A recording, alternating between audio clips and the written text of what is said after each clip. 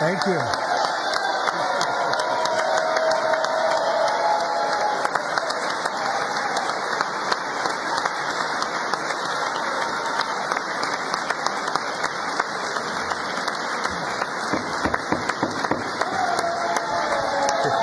Thank you very much. Thank you very much. It's a great honor. Thank you very much. Speaker Johnson, Vice President Vance, the First Lady of the United States,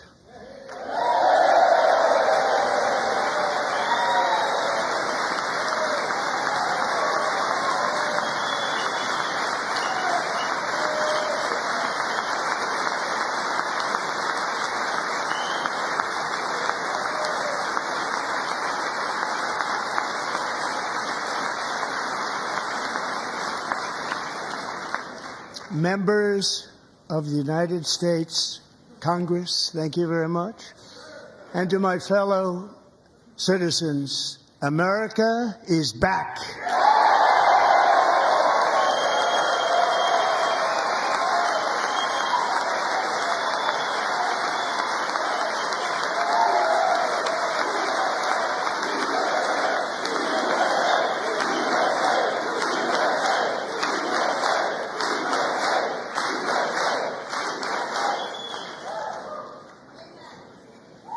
6 weeks ago, I stood beneath the dome of this Capitol and proclaimed the dawn of the golden age of America.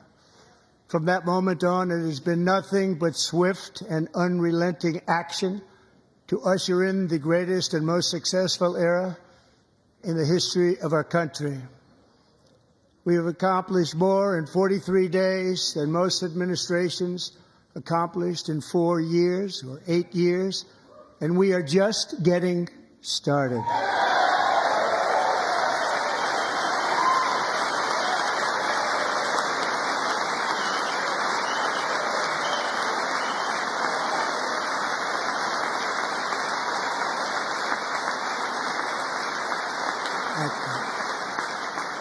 I return to this chamber tonight to report that America's momentum is back, our spirit is back, our pride is back, our confidence is back, and the American dream is surging bigger and better than ever before.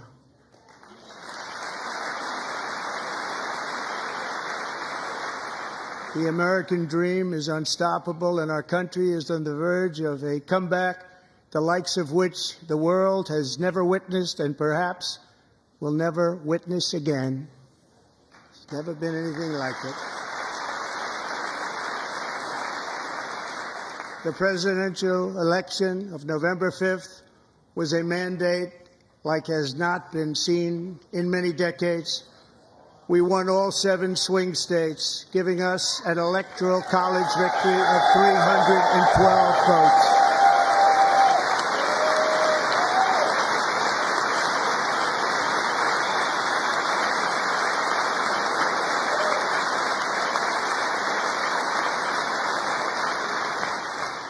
We won the popular vote by big numbers and won counties in our country.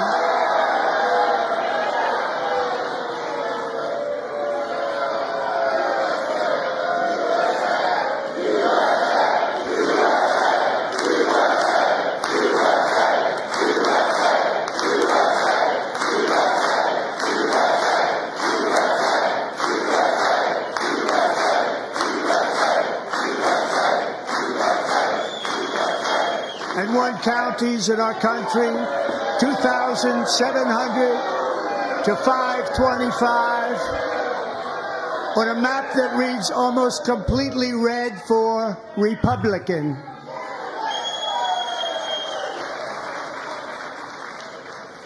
Now, for the first time in modern history, more Americans believe that our country is headed in the right direction than the wrong direction. In fact, it's an astonishing record, 27-point swing, the most ever.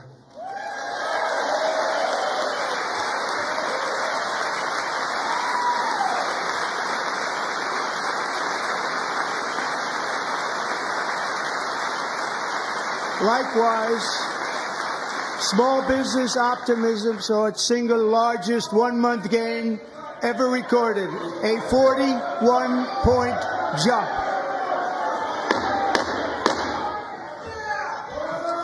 Members are directed to uphold and maintain decorum in the House and to cease any further disruptions. That's your warning.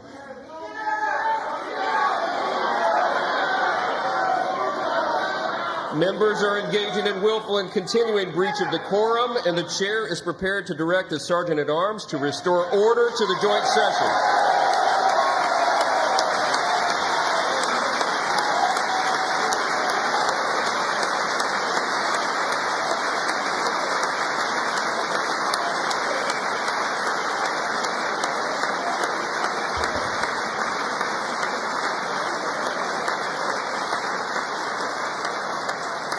Mr. Green, take your seat. Take your seat, sir. Take your seat. Finding that members continue to engage in willful and concerted disruption of proper decorum, the chair now directs the Sergeant-at-Arms to restore order. Remove this gentleman from the chamber.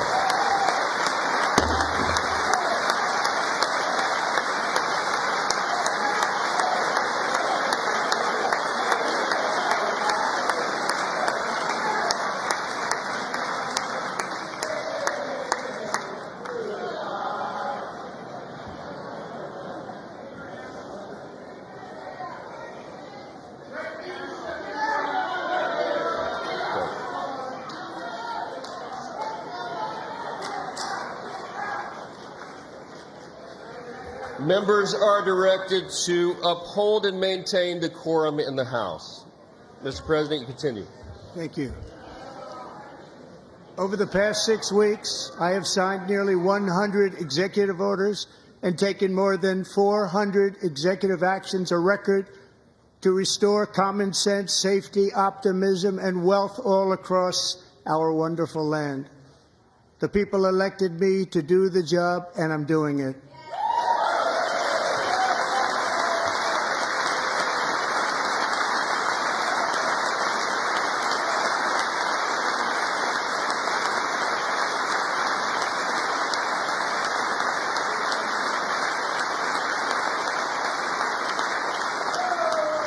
In fact, it has been stated by many that the first month of our presidency, it's our presidency, is the most successful in the history of our nation. By many.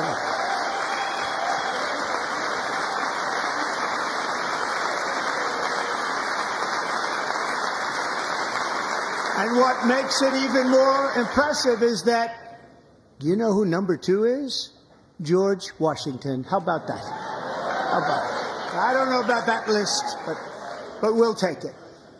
Within hours of taking the oath of office, I declared a national emergency on our southern border, and I deployed the U.S. military and Border Patrol to repel the invasion of our country. And what a job they've done. As a result, illegal border crossings last month were by far the lowest ever recorded, ever.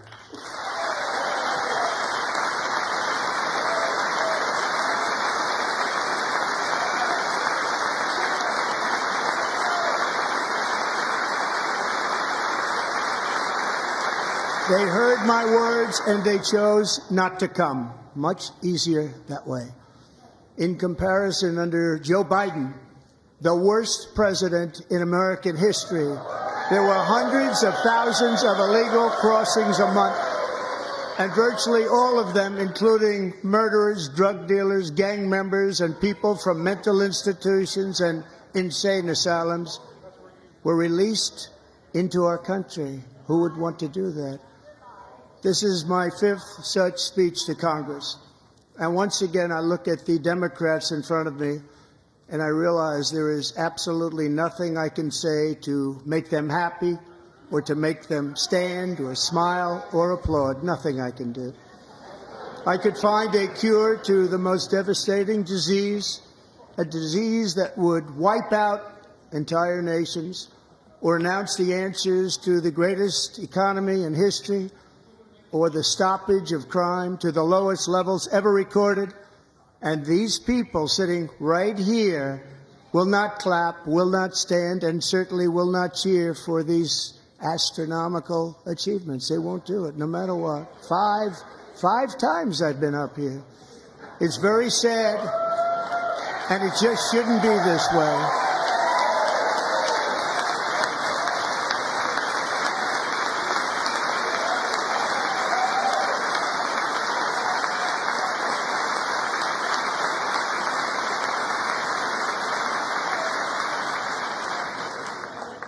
So Democrats sitting before me, for just this one night, why not join us in celebrating so many incredible wins for America?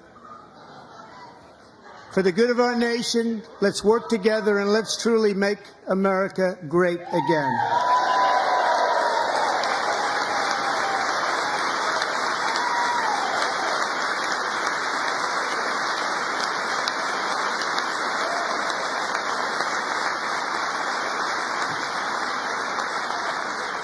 Every day my administration is fighting to deliver the change America needs to bring a future that America deserves, and we're doing it. This is a time for big dreams and bold action. Upon taking office, I imposed an immediate freeze on all federal hiring, a freeze on all new federal regulations, and a freeze on all foreign aid.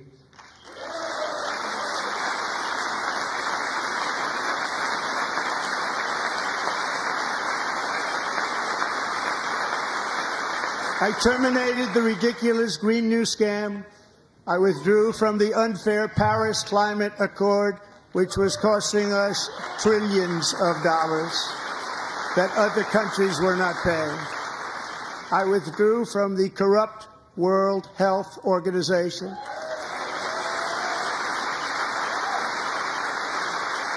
And I also withdrew from the anti-American UN Human Rights Council.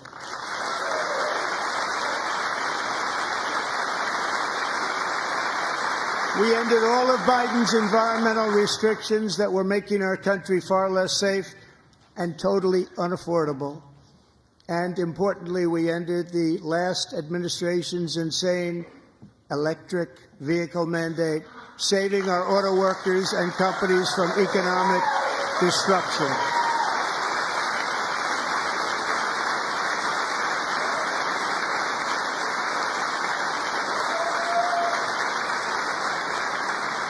To unshackle our economy, I have directed that for every one new regulation, 10 old regulations must be eliminated, just like I did in my very successful first day.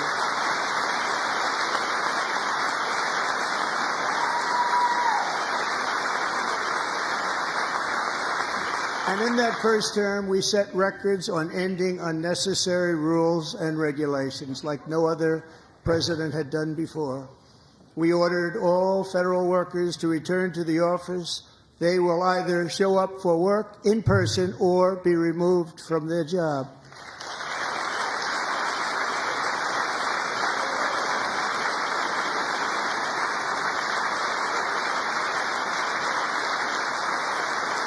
And we have ended weaponized government where, as an example, a sitting president is allowed to viciously prosecute his political opponent, like me.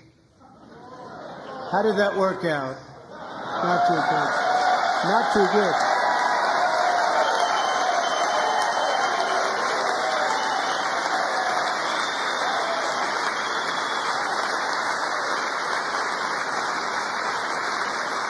And I have stopped all government censorship and brought back free speech in America. It's back.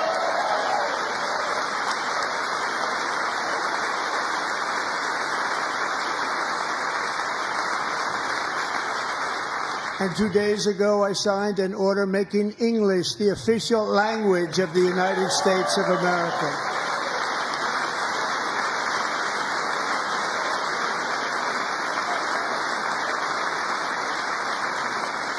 I renamed proclaimed the Gulf of Mexico the Gulf of America.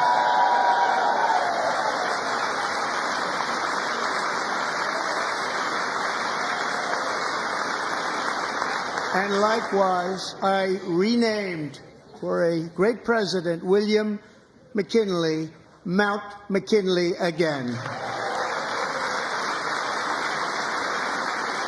Beautiful Alaska. We love Alaska. We've ended the tyranny of so-called diversity, equity, and inclusion policies all across the entire federal government and indeed the private sector and our military. And our country will be woke no longer.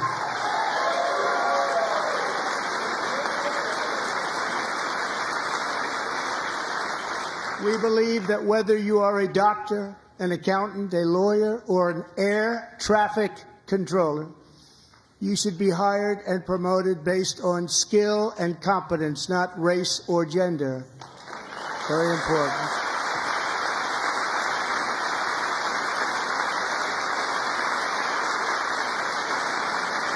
You should be hired based on merit. And the Supreme Court, in a brave and very powerful decision, has allowed us to do so. Thank you. Thank you very much. Thank you. We have removed the poison of critical race theory from our public schools, and I signed an order making it the official policy of the United States government that there are only two genders, male and female.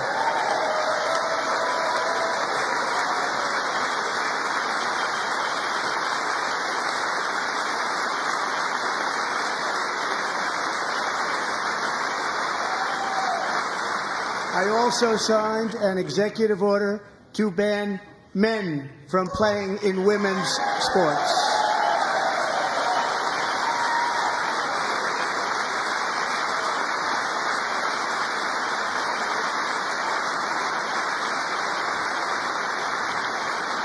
Three years ago, Peyton McNabb was an all-star high school athlete, one of the best, preparing for a future in college sports. But when her girls' volleyball match was invaded by a male, he smashed the ball so hard in Peyton's face, causing traumatic brain injury, partially paralyzing her right side and ending her athletic career. It was a shot like she's never seen before. She's never seen anything like it. Peyton is here tonight in the gallery, and Peyton, from now on, schools will kick the men off the girls' team, or they will lose all federal funding.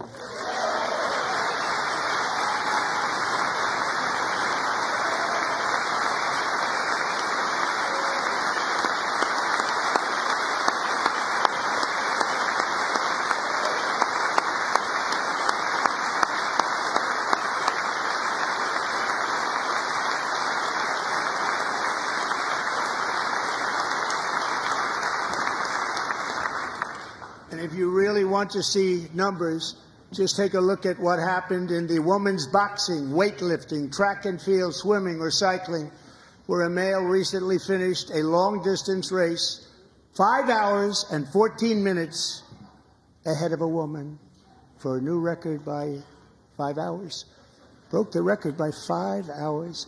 It's demeaning for women, and it's very bad for our country. We're not going to put up with it any longer.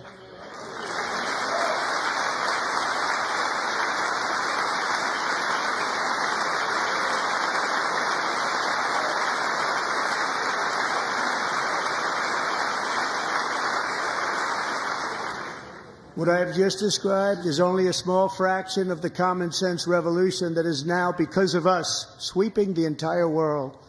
Common sense has become a common theme, and we will never go back. Never. Never going to let that happen. Among my very highest priorities is to rescue our economy and get dramatic and immediate relief to working families. As you know, we inherited from the last administration an economic catastrophe and an inflation nightmare.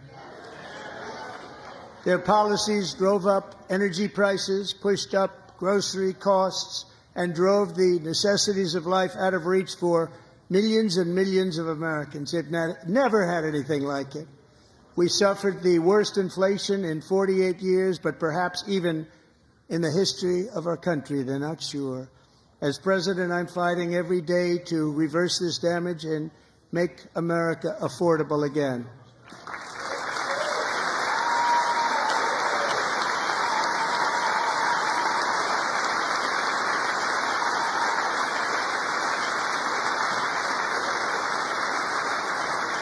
Joe Biden especially let the price of eggs get out of control.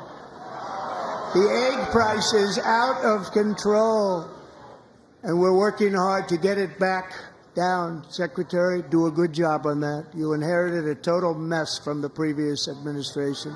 Do a good job.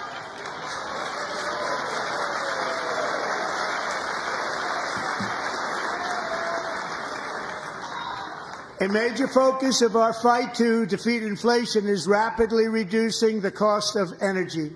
The previous administration cut the number of new oil and gas leases by 95%, slowed pipeline construction to a halt, and closed more than 100 power plants. We are opening up many of those power plants right now.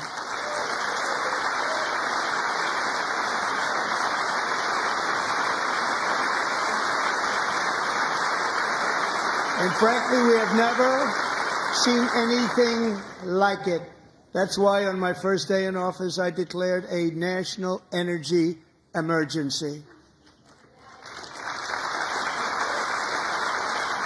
As you've heard me say many times, we have more liquid gold under our feet than any nation on earth, and by far. And now I fully authorize the most talented team ever assembled to go and get it. It's called Drill, Baby, Drill.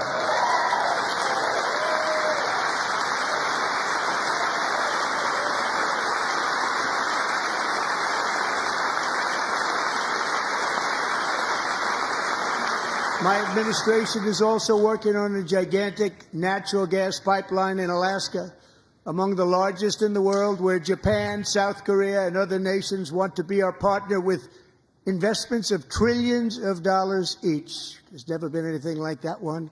It will be truly spectacular. It's all set to go. The permitting is gotten. And later this week, I will also take historic action to dramatically expand production of critical minerals and rare earths here in the USA.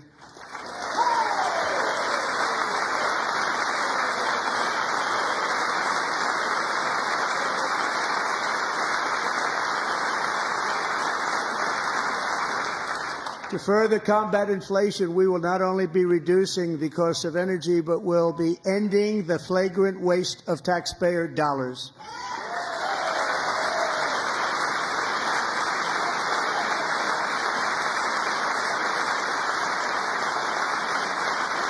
And to that end, I have created the brand new Department of Government Efficiency.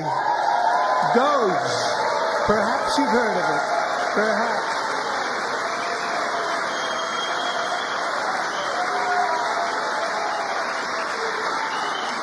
Which is headed by Elon Musk, who is in the gallery tonight.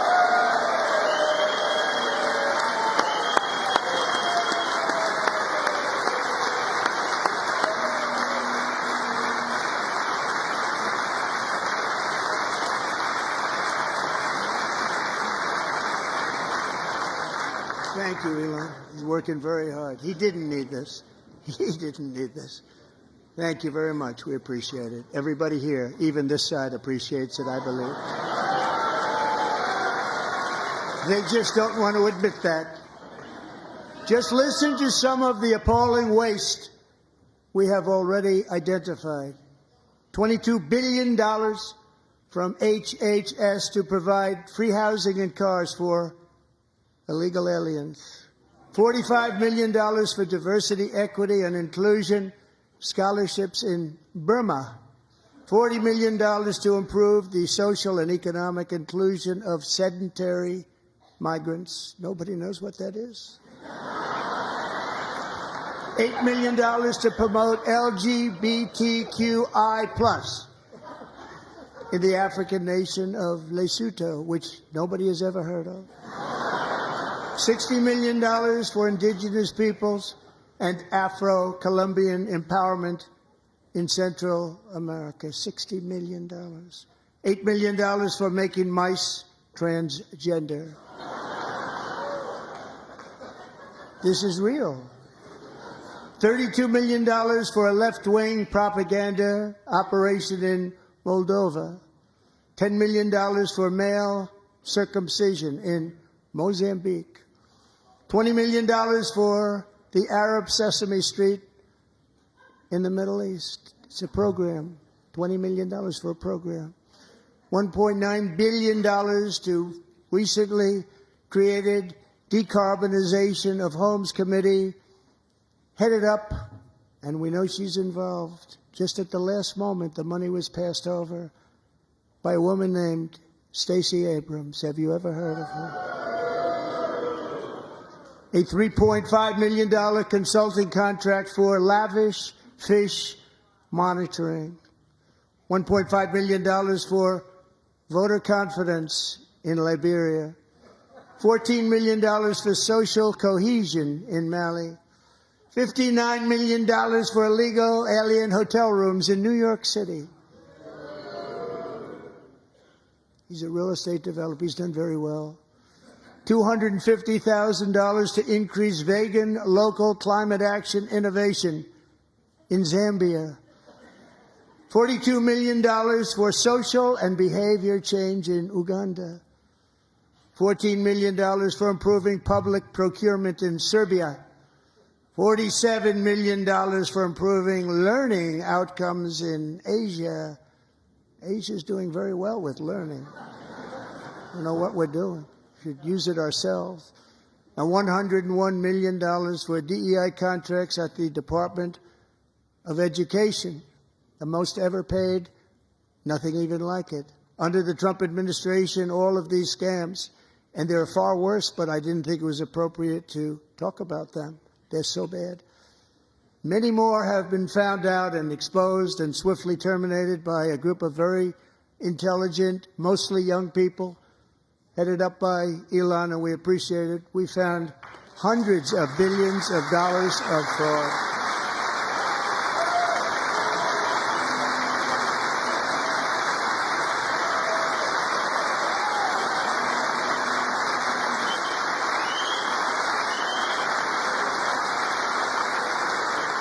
And we've taken back the money and reduced our debt to fight inflation and other things. Taken back a lot of that money. We got it just in time. This is just the beginning. The Government Accountability Office, a federal government office, has estimated annual fraud of over $500 billion in our nation, and we are working very hard to stop it. We're going to. We're also identifying shocking levels of incompetence and probable fraud in the Social Security program for our seniors, and that our seniors and people that we love rely on. Believe it or not, government databases list 4.7 million Social Security members from people aged 100 to 109 years old. It lists 3.6 million people from ages 110 to 119. I don't know any of them. I know some people that are rather elderly, but not quite that elderly. 3.47 million people from ages 120 to 129. 3.9 million people from ages 130 to 139. 3.5 million people from ages 140 to 149. And money is being paid to many of them, and we're searching right now. In fact, Pam, good luck. Good luck. You're going to find it. But a lot of money is paid out to people because it just keeps getting paid, and nobody does, and it really hurts Social Security and hurts our country. 1.3 million people from ages 150 to 159, and over 130,000 people, according to the Social Security databases, are age over 160 years old. We have a healthier country than I thought, Bobby.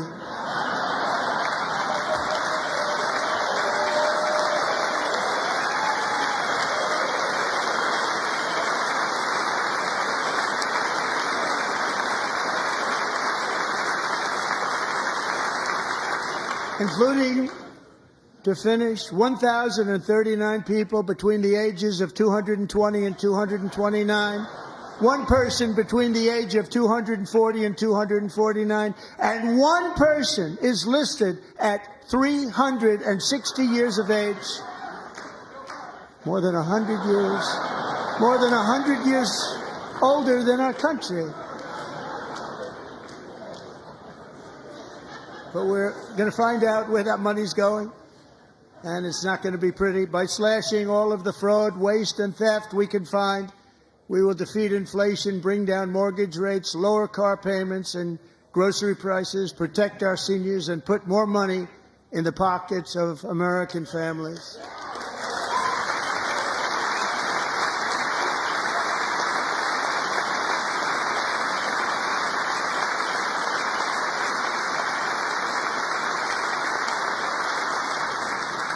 And today, interest rates took a beautiful drop, big, beautiful drop. It's about time.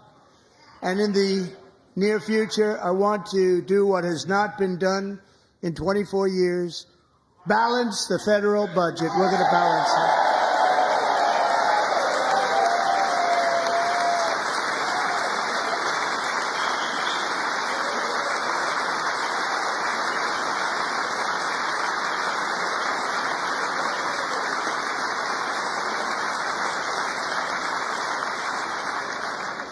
With that goal in mind, we have developed in great detail what we are calling the Gold Card, which goes on sale very, very soon. For $5 million, we will allow the most successful job-creating people from all over the world to buy a path to U.S. citizenship. It's like the green card, but better and more sophisticated. And these people will have to pay tax in our country. They won't have to pay tax from where they came. The money that they've made, you wouldn't want to do that, but they have to pay tax, create jobs. They'll also be taking people out of colleges and paying for them so that we can keep them in our country instead of having them being forced out. Number one, at the top school, as an example, being forced out and not being allowed to stay and create tremendous numbers of jobs and great success for a company out there. So while we take out the criminals, killers, traffickers, and child predators who are allowed to enter our country under the open border policy of these people, the Democrats, the Biden administration, the open border insane policies that you've allowed to destroy our country, we will now bring in brilliant, hardworking, job-creating people. They're going to pay a lot of money, and we're going to reduce our debt with that money.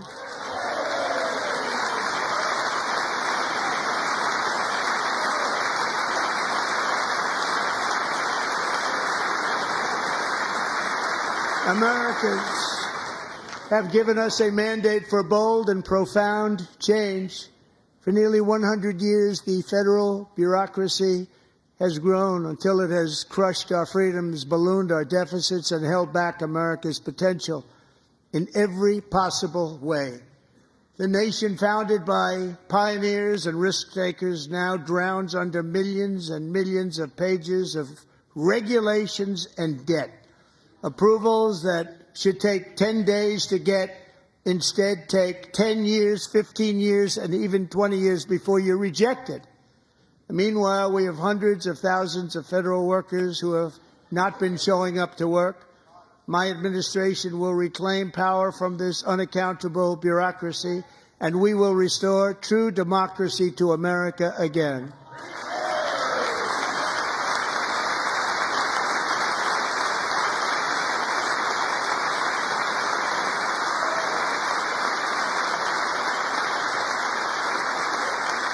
any federal bureaucrat who resists this change will be removed from office immediately.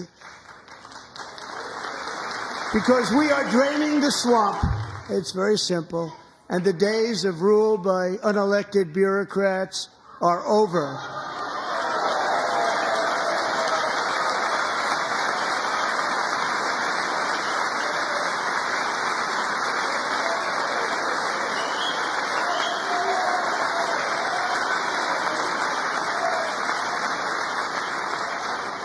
And the next phase of our plan to deliver the greatest economy in history is for this Congress to pass tax cuts for everybody. They're in there. They're waiting for you to vote.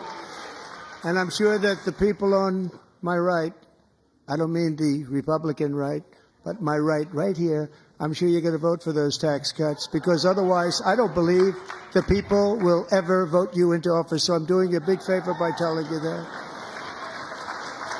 But I know this group is going to be voting for the tax.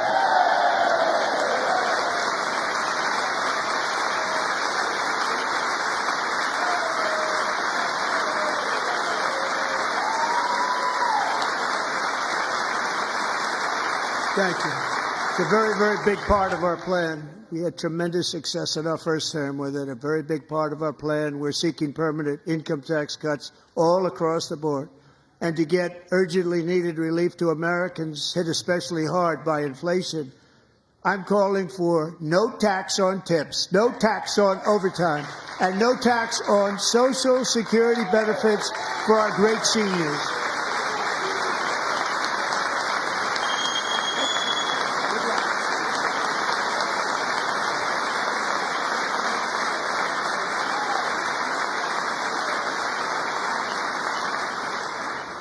And I also want to make interest payments on car loans tax deductible, but only if the car is made in America.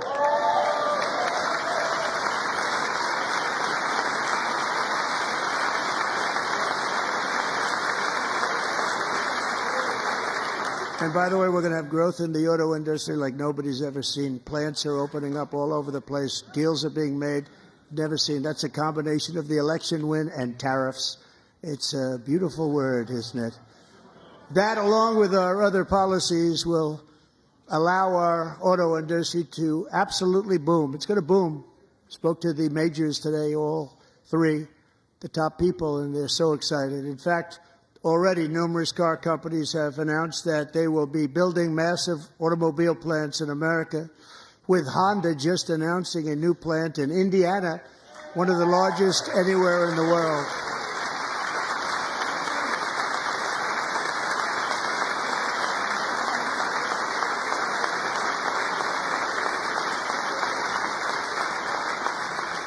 And this has taken place since our great victory on November 5th, a date which will hopefully go down as one of the most important in the history of our country.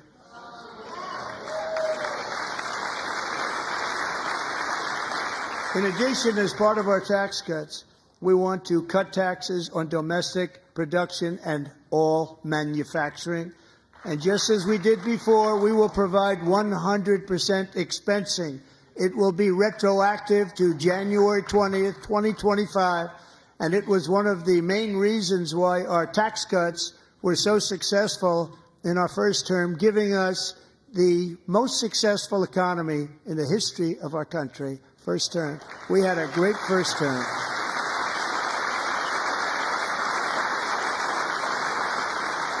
If you don't make your product in America, however, under the Trump administration, you will pay a tariff, and in some cases, a rather large one. Other countries have used tariffs against us for decades, and now it's our turn to start using them against those other countries. On average, the European Union, China, Brazil, India, Mexico, and Canada, have you heard of them? And countless other nations charge us tremendously higher tariffs than we charge them. It's very unfair. India charges us auto tariffs higher than 100%. China's average tariff on our products is twice what we charge them. And South Korea's average tariff is 4 times higher. Think of that, 4 times higher. And we give so much help militarily and in so many other ways to South Korea, but that's what happens. This is happening by friend and foe. This system is not fair to the United States and never was, and so on April 2nd, I wanted to make it April 1st, but I didn't want to be accused of April Fool's Day. That's not, just one day was cost us a lot of money. But we're going to do it in April. I'm a very superstitious person. April 2nd, reciprocal tariffs kick in. And whatever they tariff us, other countries, we will tariff them. That's reciprocal, back and forth. Whatever they tax us, we will tax them. If they do non-monetary tariffs to keep us out of their market, then we will do non-monetary barriers to keep them out of our market. There's a lot of that, too. They don't even allow us in their market. We will take in trillions and trillions of dollars and create jobs like we have never seen before. I did it with China and I did it with others, and the Biden administration couldn't do anything about it because there was so much money they couldn't do anything about it. We have been ripped off for decades by nearly every country on earth, and we will not let that happen any longer.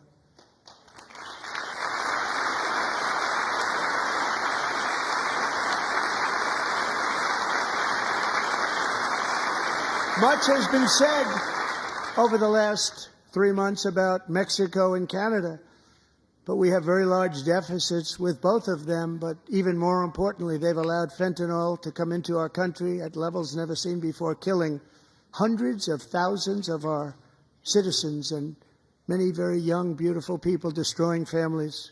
Nobody's ever seen anything like it. They are, in effect, receiving subsidies of hundreds of billions of dollars. We pay subsidies to Canada and to Mexico of hundreds of billions of dollars, and the United States will not be doing that any longer. We're not going to do it any longer.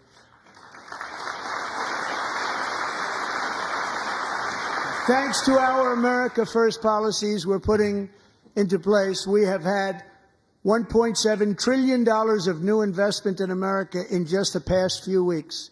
The combination of the election and our economic policies that people of SoftBank, one of the most brilliant anywhere in the world, announced a $200 billion investment. OpenAI and Oracle, Larry Ellison, announced $500 billion investment, which they wouldn't have done if Kamala had won. Apple announced $500 billion investment. Tim Cook called me. He said, I cannot spend it fast enough. It's going to be much higher than that, I believe. They'll be building their plants here instead of in China. And just yesterday, Taiwan Semiconductor, the biggest in the world, most powerful in the world, has a tremendous amount, 97% of the market, announced a $165 billion investment to build the most powerful chips on earth right here in the USA.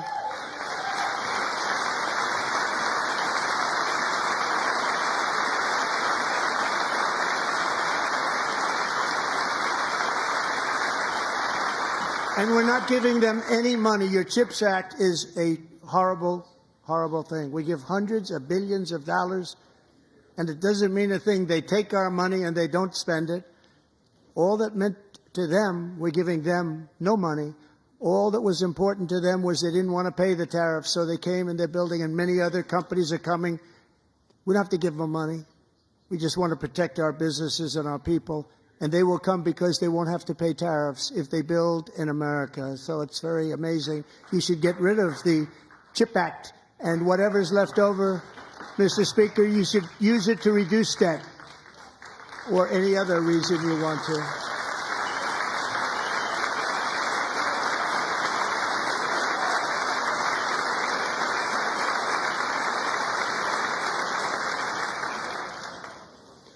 Our new trade policy will also be great for the American farmer. I love the farmer, who will now be selling into our home market, the USA, because nobody is going to be able to compete with you.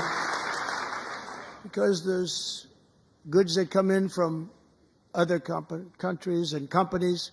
They're really in a bad position in so many different ways. They're uninspected. They may be very dirty and disgusting, and they come in and they pour in, and they hurt our American farmers. The tariffs will go on agricultural product coming into America, and our farmers, starting on April 2nd, it may be a little bit of an adjustment period. We had that before when I made the deal with China, $50 billion of purchases, and I said, just bear with me, and they did. They did. Probably have to bear with me again, and this will be even better. That was great. The problem with it was that Biden didn't enforce it. He didn't enforce it. $50 billion of purchases, and we were doing great, but Biden did not enforce it, and it hurt our farmers. But our farmers are going to have a field day right now. So to our farmers, have a lot of fun. I love you too. I love you too. It's all going to happen.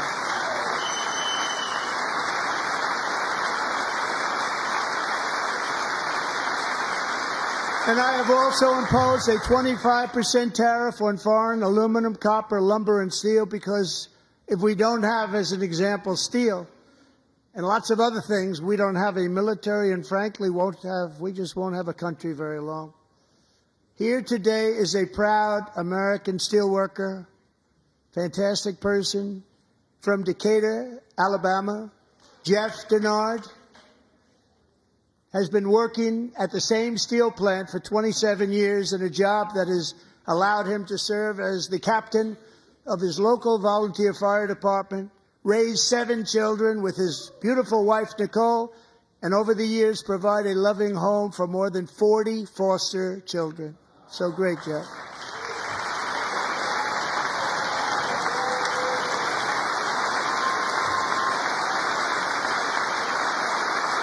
Thank you, Jeff.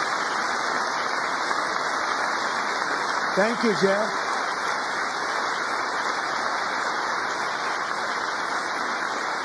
Stories like Jeff's remind us that tariffs are not just about protecting American jobs. They're about protecting the soul of our country. Tariffs are about making America rich again and making America great again, and it's happening, and it will happen rather quickly. There'll be a little disturbance, but we're okay with that. It won't be much. No, you're not. Oh. And look where Biden took us. Very low, the lowest we've ever been. Jeff, I want to thank you very much. And I also want to recognize another person who has devoted herself to foster care community. She works so hard on it. A very loving person, our magnificent First Lady of the United States.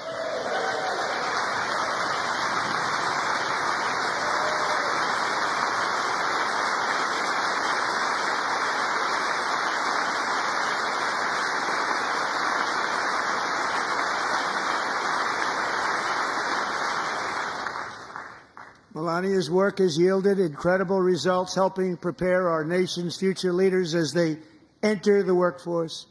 Our First Lady is joined by 2 impressive young women, very impressive. Haley Ferguson, who benefited from the First Lady's Fostering the Future initiative and is poised to complete her education and become a teacher.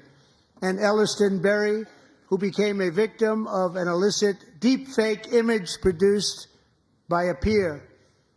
With Elliston's help, the Senate just passed the Take It Down Act, and this is so important. Thank you very much, John. John Thune, thank you. Stand up, John. Thank you, John.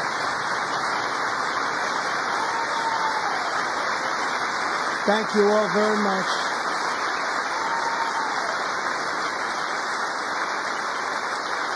Thank you. And thank you to John Thune and the Senate.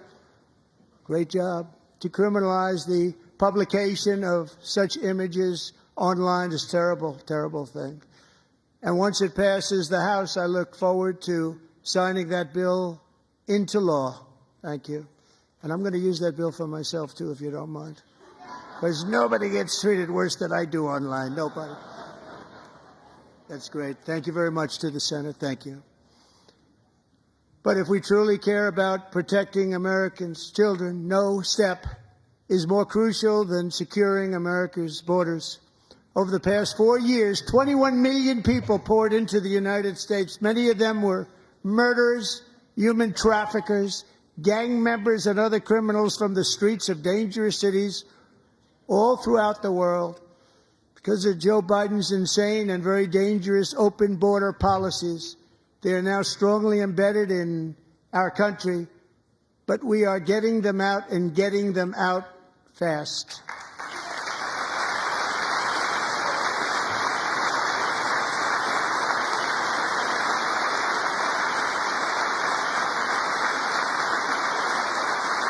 And I want to thank Tom Homan and Christy. I want to thank you and Paul of Border Patrol.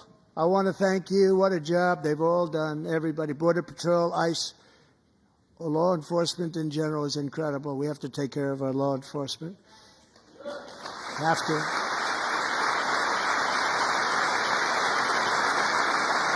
Last year,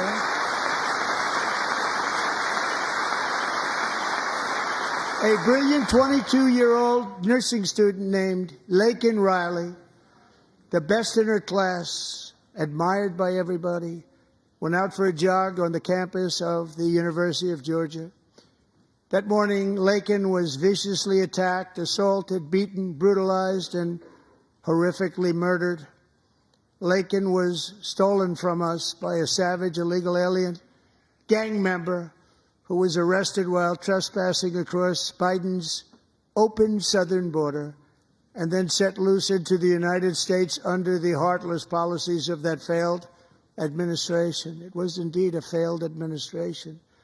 He had then been arrested and released in a Democrat-run sanctuary city, a disaster, before ending the life of this beautiful young angel. With us this evening are Laken's beloved mother, Allison, and her sister, Lauren.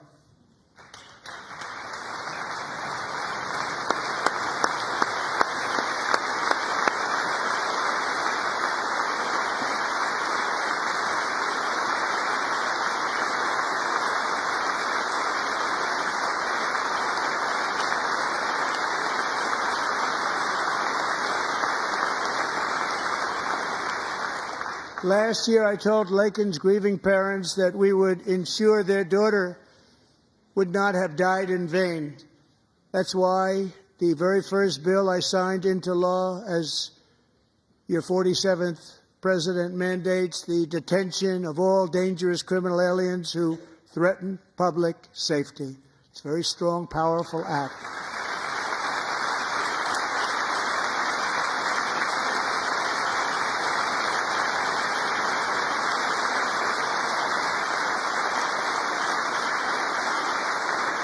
It's called the Laken Riley Act. So Allison and Lauren, America will never, ever forget our beautiful Laken Hope Riley.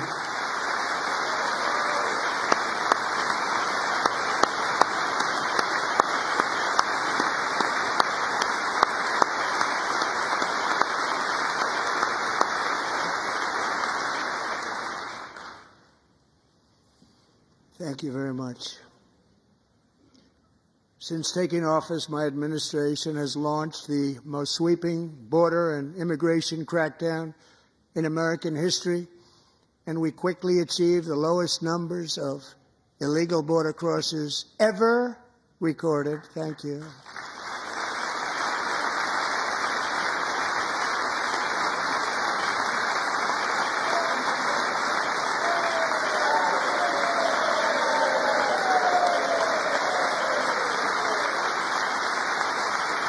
The media and our friends in the Democrat Party kept saying we needed new legislation. We must have legislation to secure the border. But it turned out that all we really needed was a new president.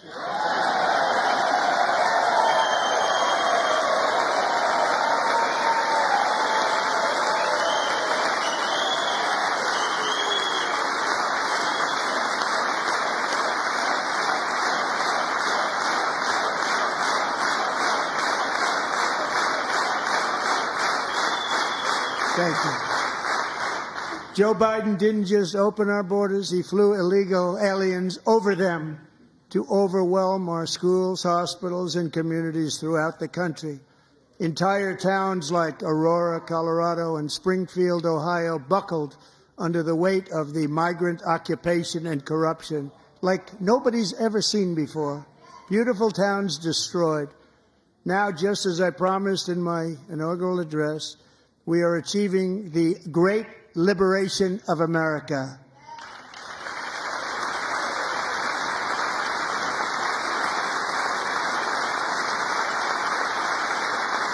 But there still is much work to be done. Here tonight is a woman I have gotten to know, Alexis Nungari from Houston. Wonderful woman. Last June, Alexis's 12-year-old daughter, her precious Jocelyn, walked to a nearby convenience store. She was kidnapped, tied up, assaulted for 2 hours under a bridge, and horrifically murdered. Arrested and charged with this heinous crime are 2 illegal alien monsters from Venezuela, released into America by the last administration through their ridiculous open border. The death of this beautiful 12-year-old girl and the agony of her mother and family touched our entire nation greatly. Alexis, I promised that we would always remember your daughter, your magnificent daughter, and earlier tonight I signed an order keeping my word to you. One thing I have learned about Jocelyn is that she loved animals so much. She loved nature. Across Galveston Bay, from where Jocelyn lived in Houston, you will find a magnificent national wildlife refuge, a pristine, peaceful, 34,000-acre sanctuary for all of God's creatures on the edge of the Gulf of America. Alexis, moments ago, I formally renamed that refuge in loving memory of your beautiful daughter, Jocelyn. So, Mr. Vice President, if you would, may I have the order?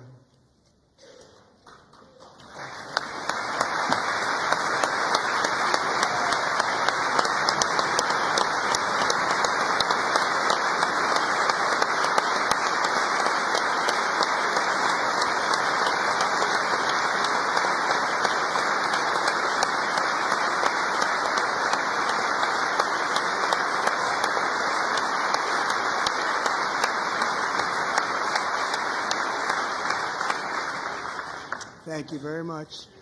All 3 savages charged with Jocelyn and Lakin's murders were members of the Venezuelan prison gang, the toughest gang, they say, in the world, known as Tren de Aragua. 2 weeks ago, I officially designated this gang, along with MS-13 and the bloodthirsty Mexican drug cartels, as foreign terrorist organizations.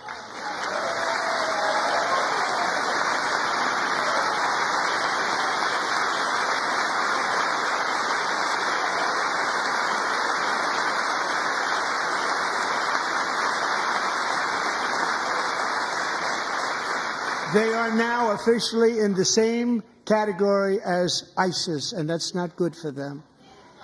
Countless thousands of these terrorists were welcomed into the U.S. by the Biden administration.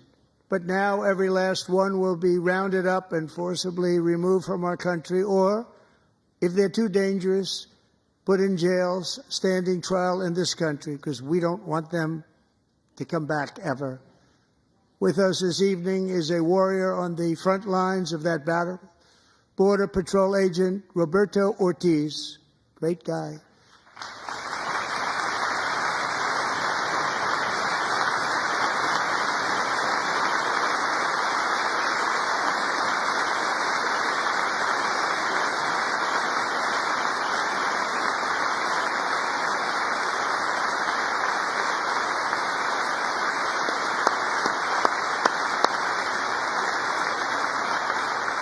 In January, Roberto and another agent were patrolling by the Rio Grande near an area known as Cartel Island. Doesn't sound too nice to me. When heavily armed gunmen started shooting at them. Roberto saw that his partner was totally exposed, at great danger, and he leapt into action, returning fire and providing crucial seconds for his fellow agent to seek safety, just barely. I have some of the prints of that event, and it was not good. Agent Ortiz, we salute you for your great courage and for your line of fire that you took and for the bravery that you showed. We honor you, and we will always honor you. Thank you, Roberto, very much.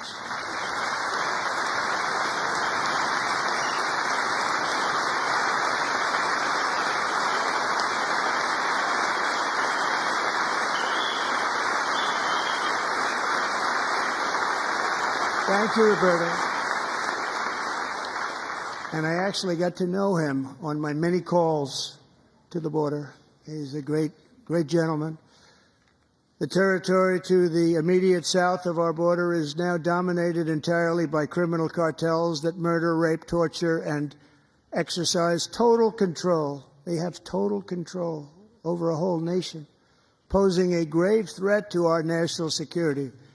The cartels are waging war in America, and it's time for America to wage war on the cartels, which we are doing.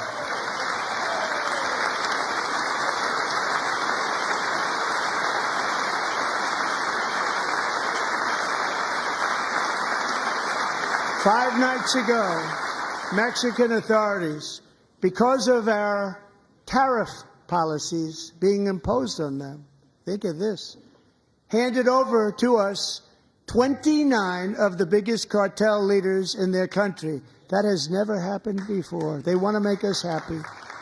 First time ever. But we need Mexico and Canada to do much more than they've done, and they have to stop the fentanyl and drugs pouring into the USA. They're going to stop it. I have sent Congress a detailed funding request laying out exactly how we will eliminate these threats to protect our homeland and complete the largest deportation operation in American history, larger even than current record holder President Dwight D. Eisenhower, a moderate man, but someone who believed very strongly in borders. Americans expect Congress to send me this funding without delay so I can sign it into law. So, Mr. Speaker, John Thune, both of you, I hope you're going to be able to do that, Mr. Speaker. Thank you. Mr. Leader, thank you. Thank you very much. And let's get it to me. I'll sign it so fast, you won't even believe it.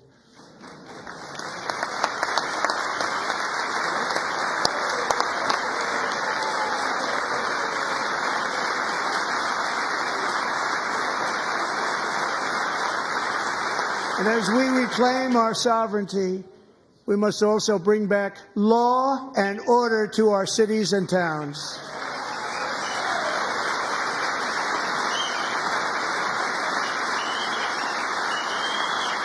In recent years, our justice system has been turned upside down by radical left lunatics.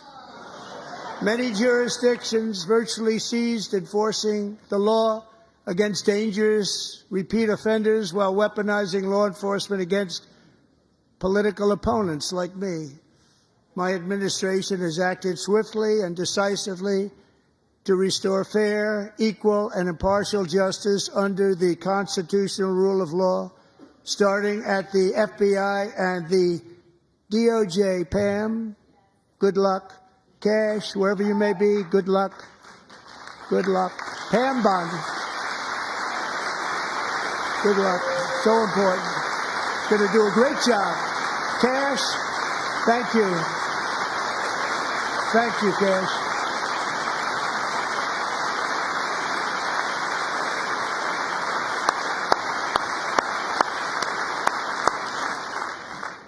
They've already started very strong. They're going to do a fantastic job. You're going to be very proud of them. We're also once again giving our police officers the support, protection, and respect they so dearly deserve. They have to get it. They have such a hard, dangerous job, but we're going to make it less dangerous.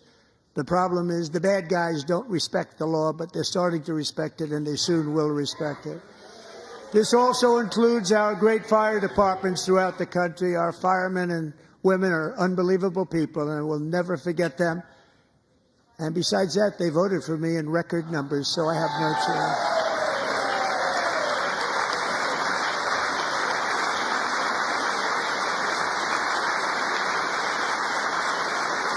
One year ago this month, 31-year-old New York police officer Jonathan Diller, unbelievably wonderful person and a great officer, was gunned down at a traffic stop on Long Island. I went to his funeral.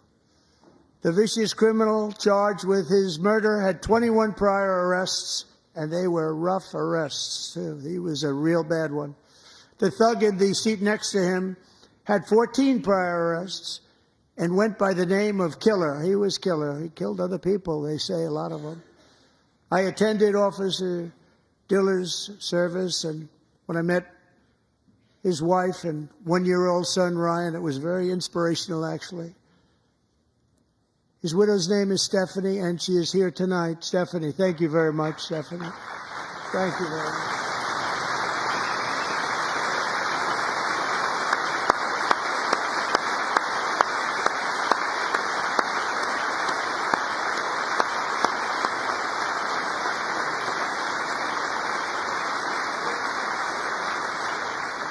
Stephanie, we're going to make sure that Ryan knows his dad was a true hero, New York's finest, and we're going to get these cold-blooded killers and repeat offenders off our streets, so we're going to do it fast. Got to stop it. They get out with 28 arrests. They push people into subway trains. They hit people over the head, back of the head with baseball bats. We got to get them out of here.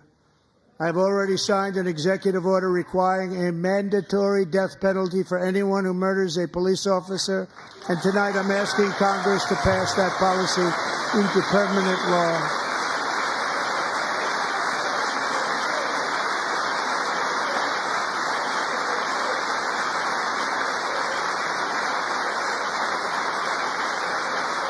I'm also asking for a new crime bill getting tough on repeat offenders while enhancing protections for America's police officers so they can do their jobs without fear of their lives being totally destroyed. They don't want to be killed. We're not going to let them be killed. Joining us in the gallery tonight is a young man who truly loves our police. His name is DJ Daniel. He is 13 years old, and he has always dreamed of becoming a police officer.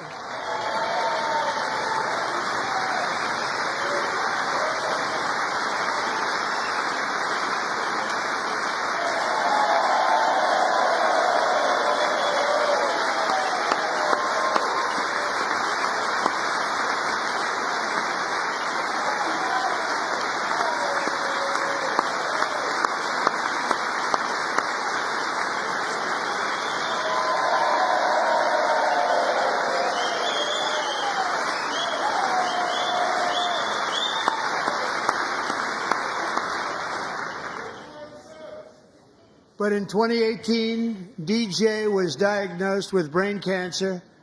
The doctors gave him 5 months at most to live. That was more than 6 years ago.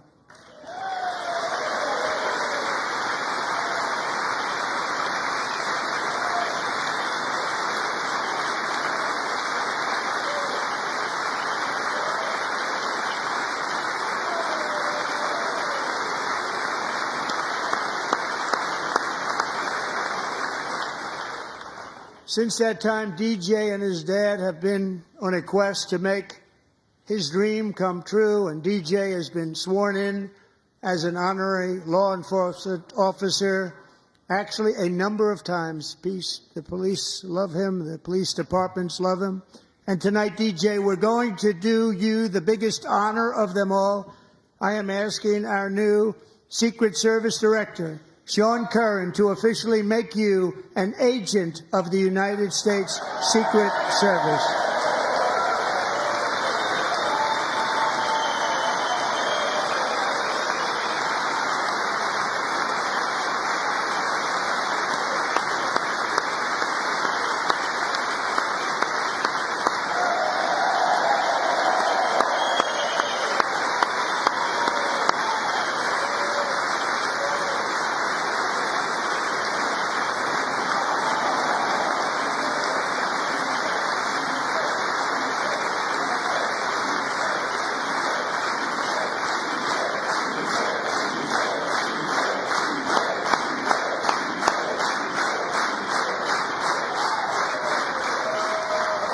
Thank you, DJ. DJ's doctors believe his cancer likely came from a chemical he was exposed to when he was younger. Since 1975, rates of child cancer have increased by more than 40%. Reversing this trend is one of the top priorities for our new presidential commission to make America healthy again, chaired by our new Secretary of Health and Human Services, Robert F. Kennedy, Jr.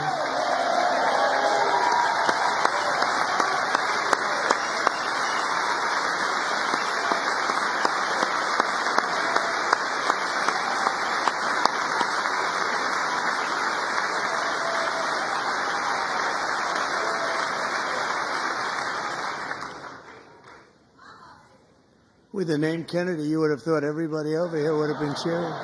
How quickly they forget. Our goal is to get toxins out of our environment, poisons out of our food supply, and keep our children healthy and strong. As an example, not long ago, and you can't even believe these numbers, 1 in 10,000 children had autism, 1 in 10,000. And now it's 1 in 36. There's something wrong. 1 in 36. Think of that. So we're going to find out what it is, and there's nobody better than Bobby and all of the people that are working with you. You have the best to figure out what is going on. Okay, Bobby? Good luck. It's a very important job. Thank you. Good job.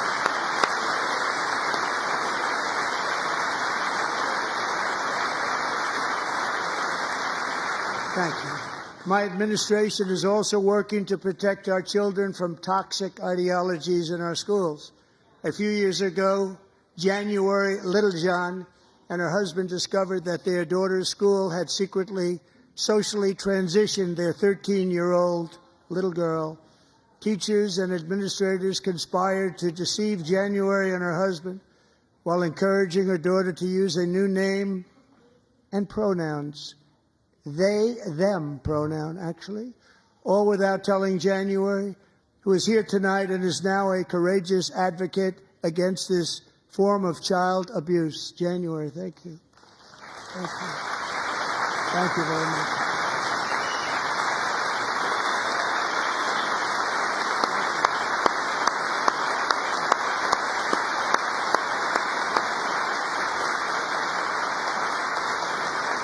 Thank you.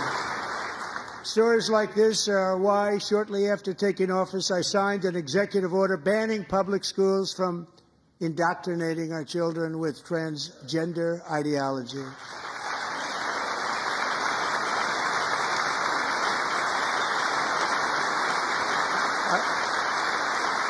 I also signed an order to cut off all taxpayer funding to any institution that engages in the sexual mutilation of our youth.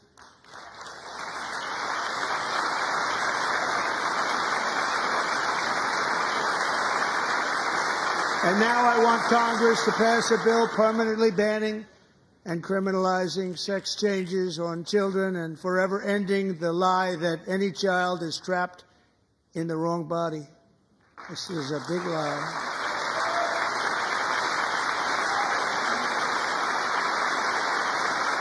And our message to every child in America is that you are perfect exactly the way God made you.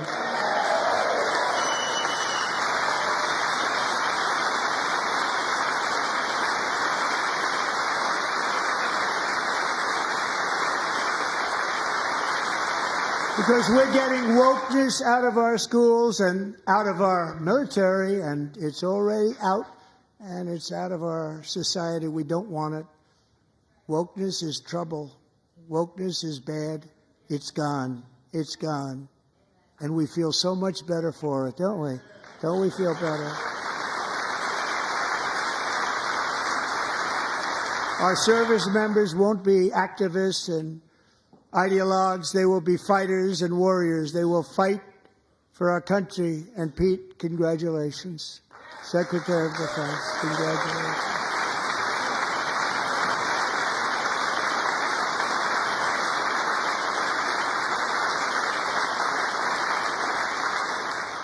And he's not big into the woke movement, I can tell you.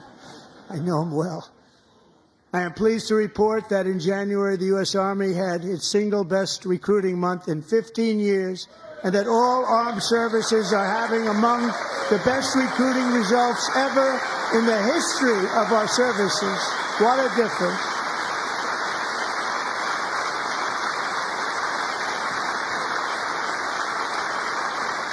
And you know, it was just a few months ago where the results were exactly the opposite. We couldn't recruit anywhere. We couldn't recruit. Now we're having the best results just about that we've ever had. What a tremendous turnaround. It's really a beautiful thing to see. People love our country again. It's very simple. They love our country, and they love being in our military again. So it's a great thing, and thank you very much. Great job. Thank you.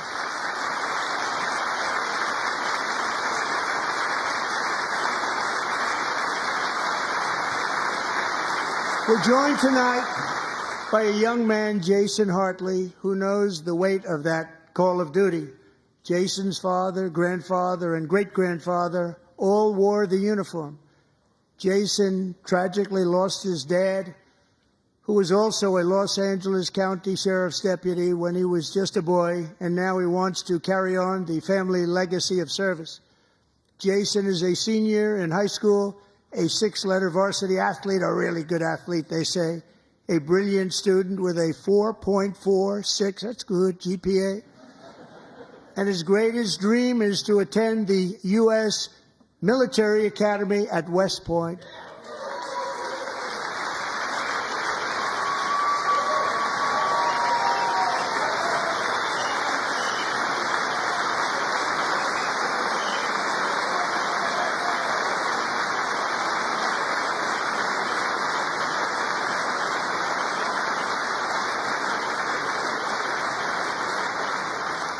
And Jason, that's a very big deal getting in. That's a hard one to get into. But I'm pleased to inform you that your application has been accepted. You will soon be joining the Corps of Cadets.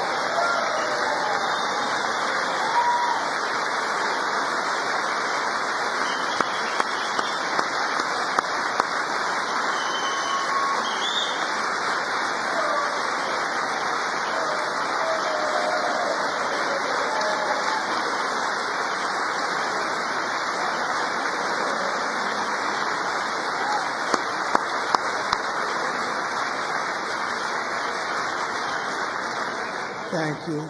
Jason, you're going to be on the long gray line, Jason. As Commander-in-Chief, my focus is on building the most powerful military of the future. As a first step, I'm asking Congress to fund a state-of-the-art Golden Dome missile defense shield to protect our homeland, all made in the USA.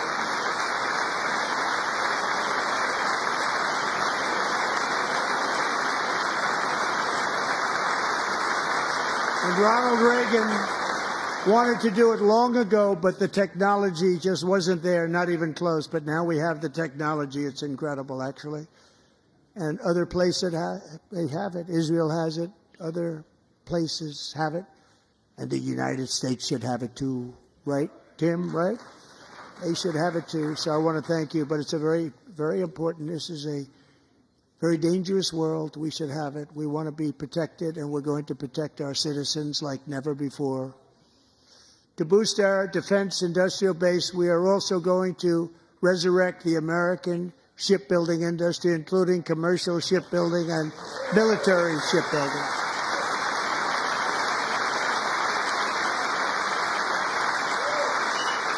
And for that purpose, I am announcing tonight that we will create a new Office of Shipbuilding in the White House and offer special tax incentives to bring this industry home to America where it belongs. We used to make so many ships. We don't make them anymore very much, but we're going to make them very fast, very soon. It will have a huge impact. To further enhance our national security, my administration will be reclaiming the Panama Canal, and we've already started doing it.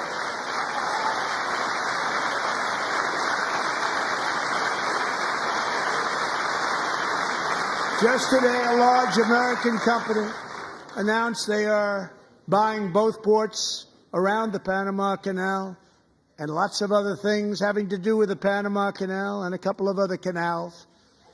The Panama Canal was built by Americans for Americans, not for others, but others could use it. But it was built at tremendous cost of American blood and treasure. 38,000 workers died building the Panama Canal. They died of malaria. They died of snake bites and mosquitoes. Not a nice place to work. They paid them very highly to go there, knowing there was a 25% chance that they would die. The most expensive project also that was ever built in our country's history, if you bring it up to modern day costs. It was given away by the Carter administration for $1, but that agreement has been violated very severely. We didn't give it to China. We gave it to Panama, and we're taking it back.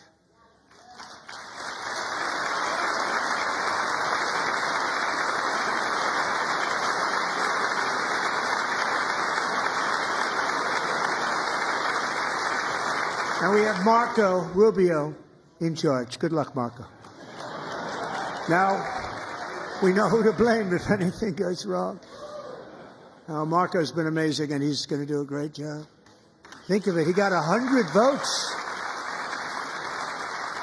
You know, he was approved with actually 99, but the 100th was this gentleman, and I feel very certain. So let's assume he got 100 votes. And I'm either very, very happy about that or I'm very concerned about it.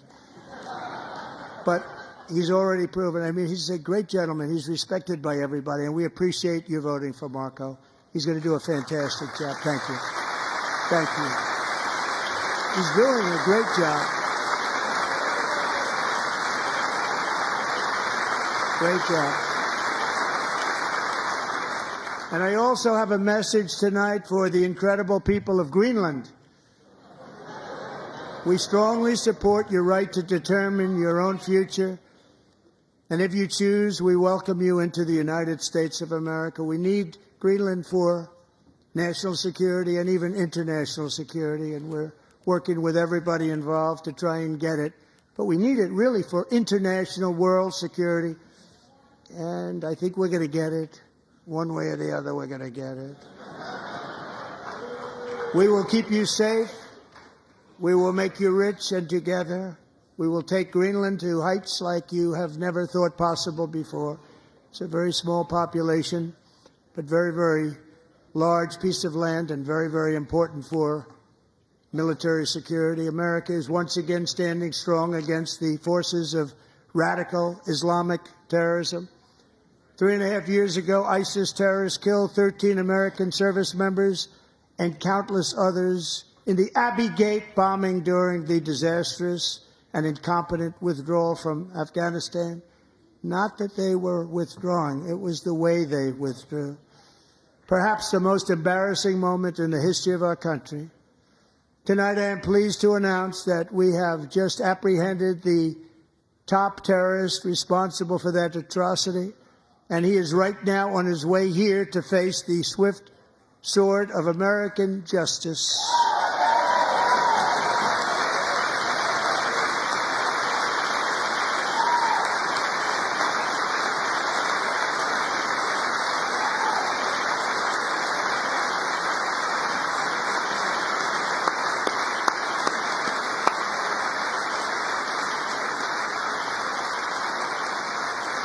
And I want to thank especially the government of Pakistan for helping arrest this monster. This was a very momentous day for those 13 families who I actually got to know very well, most of them, whose children were murdered, and the many people that were so badly, over 42 people, so badly injured on that fateful day in Afghanistan. What a horrible day. Such incompetence was shown. That when Putin saw what happened, I guess he said, wow, maybe this is my chance. That's how bad it was. Should have never happened. Grossly incompetent people. I spoke to many of the parents and loved ones, and they're all in our hearts tonight. Just spoke to them on the phone. We had a big call every one of them called, and everybody was on the line, and they did nothing but cry with happiness. They were very happy, as happy as you can be under those circumstances. Their child, brother, sister, son, daughter was killed for no reason whatsoever. In the Middle East, we're bringing back our hostages from Gaza. In my first term, we achieved one of the most groundbreaking peace agreements in generations, the Abraham Accords.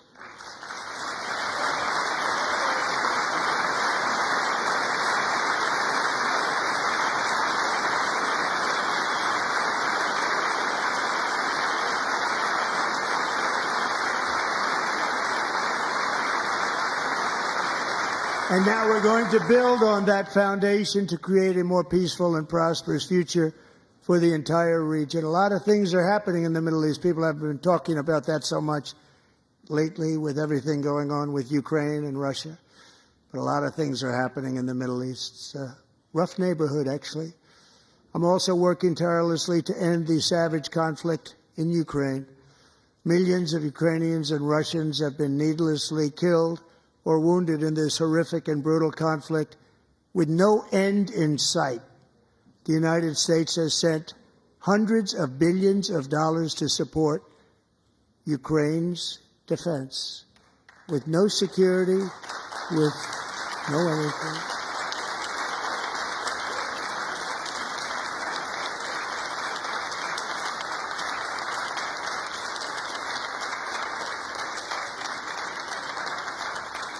Do you want to keep it going for another 5 years? Yeah, you would say Pocahontas says yes.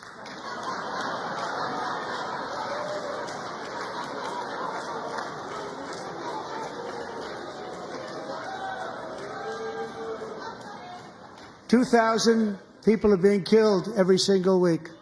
More than that. They're Russian young people. They're Ukrainian young people. They're not Americans.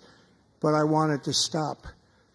Meanwhile, Europe has sadly spent more money buying Russian oil and gas than they have spent on defending Ukraine, by far. Think of that. They've spent more buying Russian oil and gas than they have defending.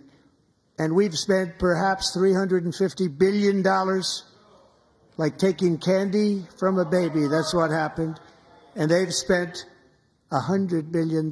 What a difference that is. And we have an ocean separating us, and they don't. But we're getting along very well with them, and lots of good things are happening. Biden has authorized more money in this fight than Europe has spent, by billions and billions of dollars. It's hard to believe that they wouldn't have stopped it and said at some point, come on, let's equalize. You got to be equal to us. But that didn't happen. Earlier today, I received an important letter from President Zelensky of Ukraine. The letter reads, Ukraine is ready to come to the negotiating table as soon as possible to bring lasting peace closer. Nobody wants peace more than the Ukrainians, he said. My team and I stand ready to work under President Trump's strong leadership to get a peace that lasts. We do really value how much America has done to help Ukraine maintain its sovereignty and independence. Regarding the agreement on minerals and security, Ukraine is ready to sign it at any time that is convenient for you. I appreciate that he sent this letter, just got it a little while ago. Simultaneously, we've had serious discussions with Russia and have received strong signals that they are ready for peace. Wouldn't that be beautiful? Wouldn't that be beautiful?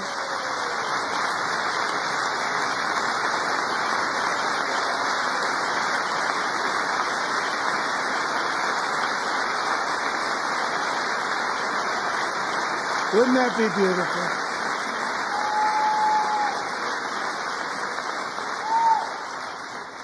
It's time to stop this madness. It's time to halt the killing. It's time to end this senseless war. If you want to end wars, you have to talk to both sides. Nearly 4 years ago, amid rising tensions, a history teacher named Mark Fogel was detained in Russia and sentenced to 14 years in a penal colony. Rough stuff. The previous administration barely lifted a finger to help him. They knew he was innocent, but they had no idea where to begin. But last summer, I promised his 95-year-old mother, Malphine, that we would bring her boy safely back home. After 22 days in office, I did just that, and they are here tonight.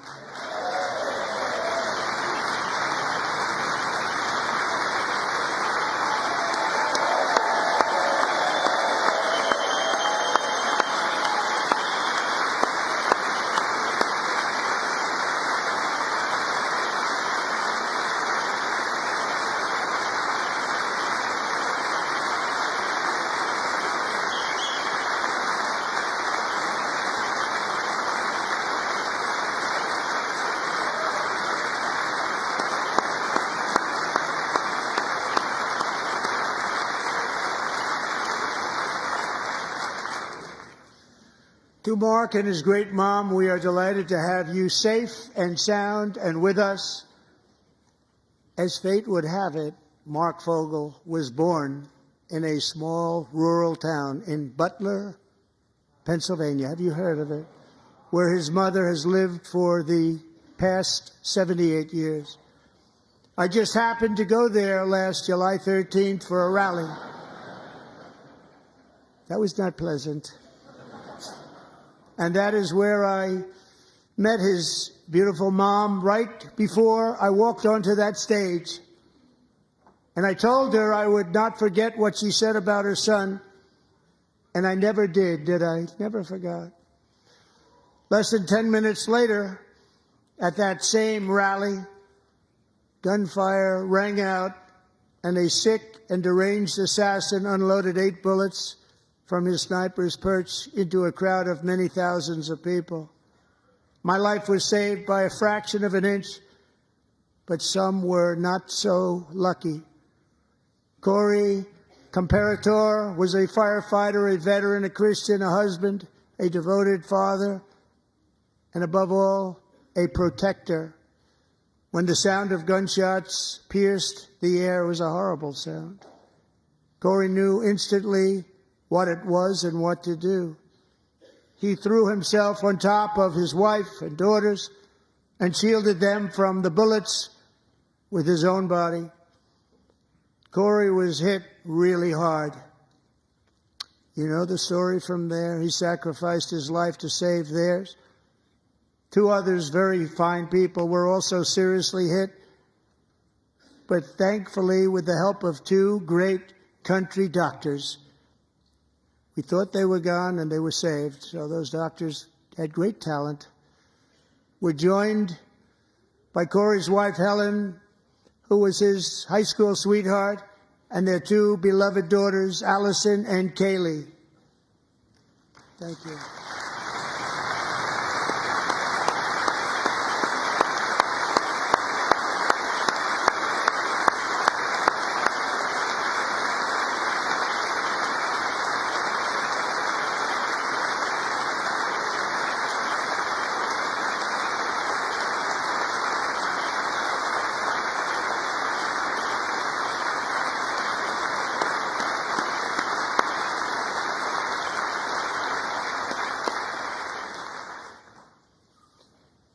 To Helen, Allison, and Kaylee, Corey is looking down on his 3 beautiful ladies right now, and he is cheering you on. He loves you.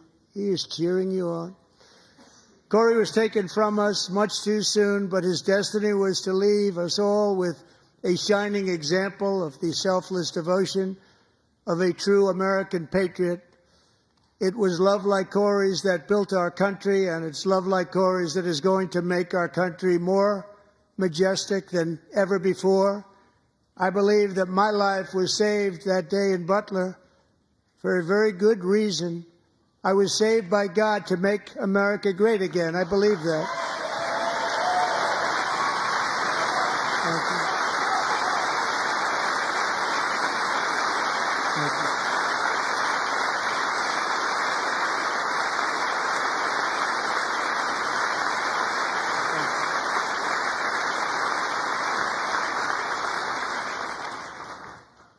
Thank Thank you very much. From the patriots of Lexington and Concord to the heroes of Gettysburg and Normandy, from the warriors who crossed the Delaware to the trailblazers who climbed the Rockies, and from the legends who soared at Kitty Hawk to the astronauts who touched the moon, Americans have always been the people who defied all odds, transcended all dangers, made the most extraordinary sacrifices, and did whatever it took to defend our children, our country, and our freedom.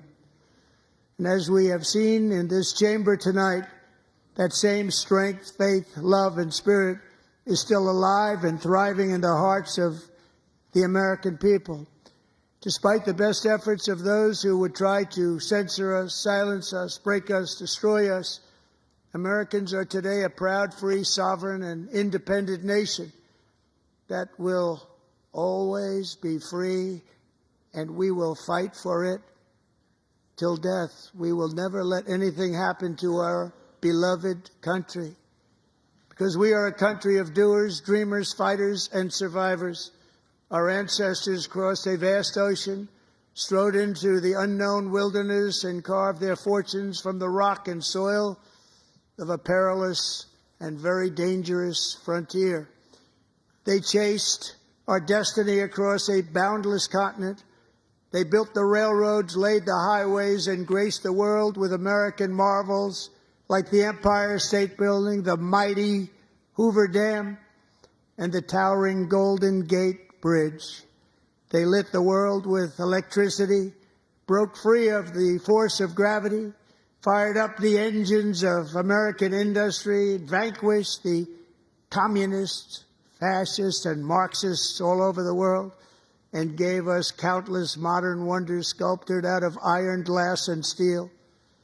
We stand on the shoulders of these pioneers who won and built the modern age, these workers who poured their sweat into the skylines of our cities, these warriors who shed their blood on fields of battle and gave everything they had for our rights and for our freedom. Now it is our time to take up the righteous cause of American liberty, and it is our turn to take America's destiny into our own hands and begin the most thrilling days in the history of our country. This will be our greatest era. With God's help, over the next 4 years, we are going to lead this nation even higher, and we are going to forge the freest, most advanced, most dynamic, and most dominant civilization ever to exist on the face of this earth.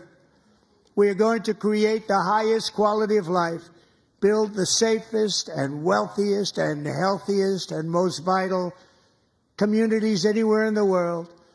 We are going to conquer the vast frontiers of science, and we are going to lead humanity into space and plant the American flag on the planet Mars and even far beyond.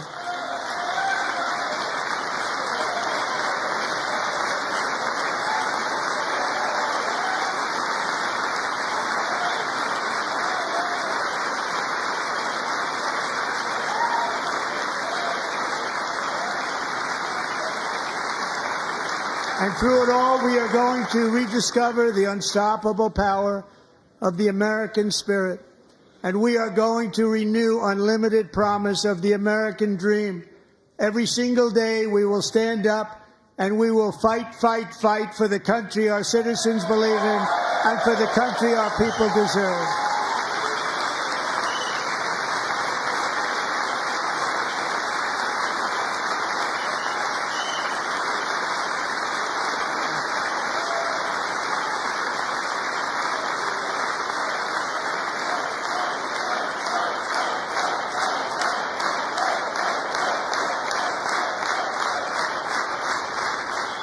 My fellow Americans, get ready for an incredible future, because the golden age of America has only just begun.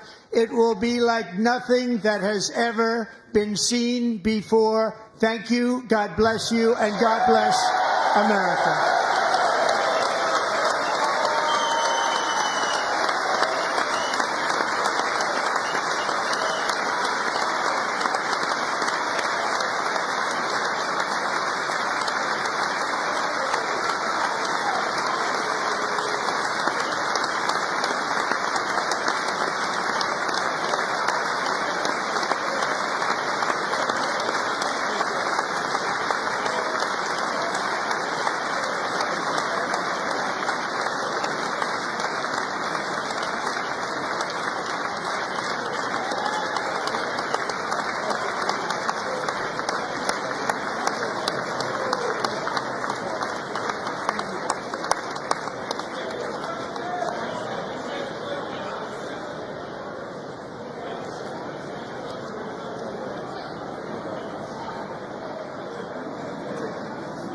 Thank you very much. Great job. Thank you. Great honor.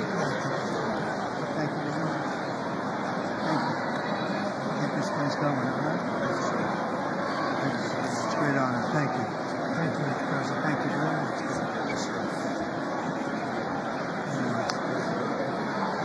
Thank you very much. Appreciate it. Thank you. See you soon. Young people from all over. I'm trying to. Great guy. Thank you. That's your favorite. Thank you. Thank you. Thank you very much. Appreciate it. Howard. Thank you again. Thank you again. Don't forget. So good. So good, sir. Thank you. Terrific, Mr. Really terrific. Really outstanding. Thank you. Thank you. Yes, sir. Thank you.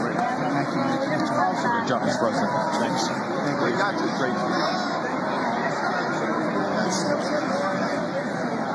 President, one of your best speeches. Thanks again, Mr. President. Thank you, Mr. President. Thanks for the phone call last night. Absolutely. You know that. Thank you for your help. I'll do this. Give me these videos. I'm not going to get people started. Thank you, everybody. Great speech. Great speech. Great speech ever.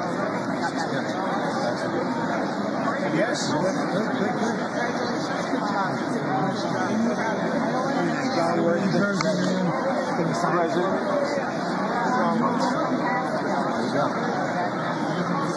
President Roger Williams, thanks for the call. I love Roger Williams. Thank you. You don't have to introduce yourself. Thank you, sir. Mr. President. I know you better than you do, Roger. Thank you so much. My great baseball player. America Good is- job. Great job you're doing. America is back. Thank you so much, Mr. President. Pennsylvania anytime, sir. They stood for. Thank you all. They stood for another.